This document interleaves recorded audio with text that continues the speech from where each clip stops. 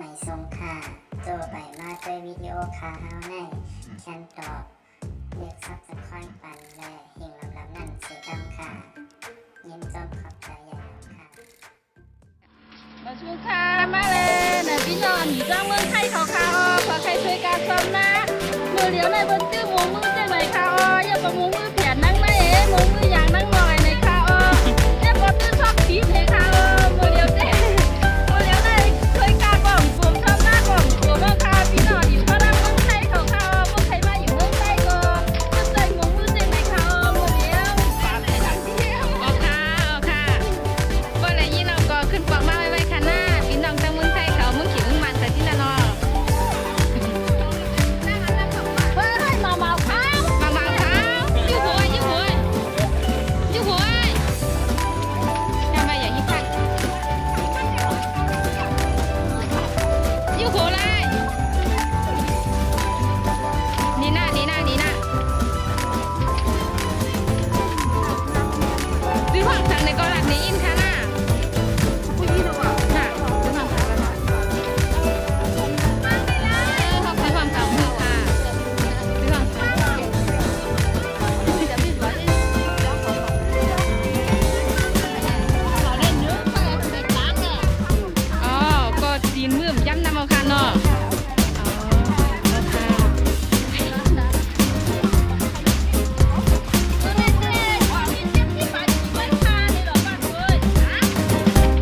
นี่มีห่างเดี๋ยวนะ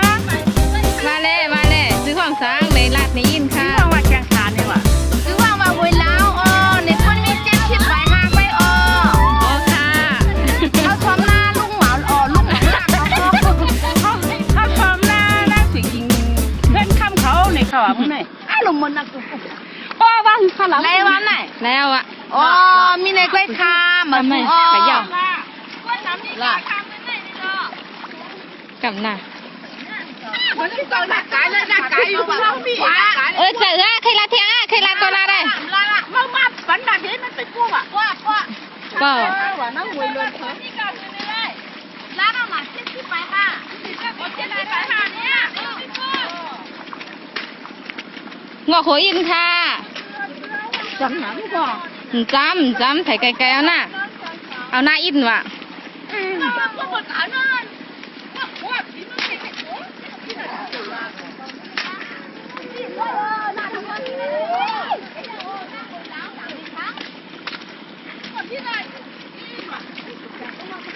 งอหัวอินค่ะสาวแล้วเขาสาวลงสาวลางอยู่กลางเมืองเขาที่ไหนมาคนเราเลยvài bài má mày còn khay vài không? Mà vài má này dùng cấm má này.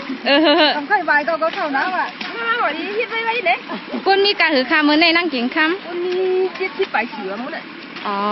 Kiểu nào con na có. Kiểu nào. Năng khám ngườiเขาnày là ngọ khối in khá luôn.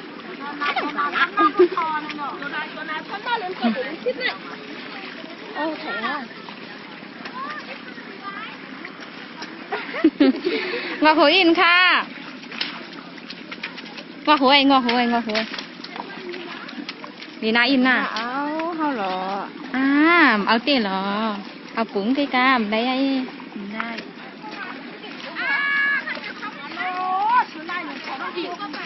มีหน้าอินค่ะมีนาค่ะกะขละว่าขยอเป็นก้นหนึ่งก็ว่ามีนา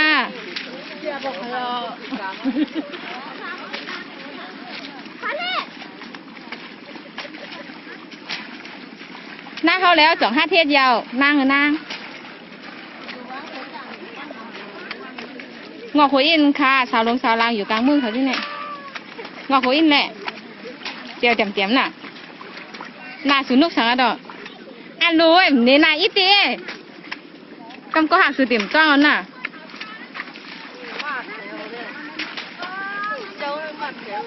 อยู่วันอะไรค่ะอยู่วันอะไรจิ้ม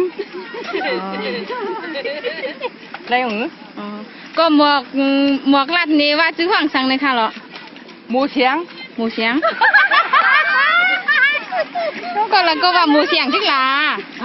ก็ในก้นมาหมายงอหัวอินค่ะงอหัว เปิ้นเตรียมหู้จักสูนี่น่ะ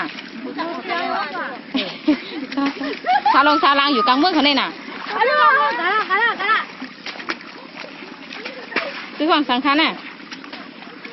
ซื้อของปลาเขาเห็นหัวปลาพวกลืมมาว่ะว่าปลาหลดทางหน้าอย่างเดียวล่ะซื้อของมานั่งฉันก็นั่งเหยยิ่งฉันก็ยิ่งซื้อของมานั่งสามฝั่งนั่งค่อยนั่งค่อยคำนั่งค่อยมาไล่เนี่ยก็วันตาขึ้นต่างวันคำเทียง